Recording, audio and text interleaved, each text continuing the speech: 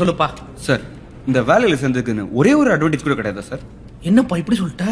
இந்திய பொருளாதாரத்தை திருப்பி போடுறது இந்த வேலை தான். ஆ. உனக்கு கிரெடிட் கார்டு கிடைக்கும், டெபிட் கார்டு கிடைக்கும், காரு, பைக்கு என்னனாலும். உங்க அப்பனுக்கு லோன் தந்தாங்களா?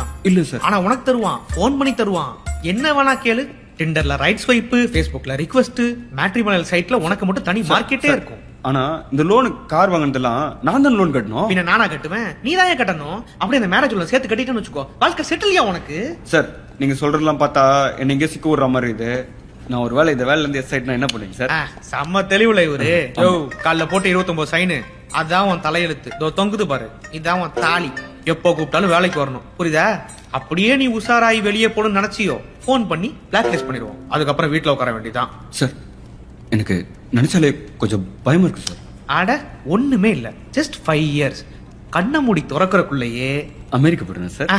5 வருஷம் தான் போவோம். நீ என்ன மாதிரி இங்க உட்காந்து வேற எவனுக்கு அதை அட்வைஸ் பண்ணிக்கிட்டு இருப்ப.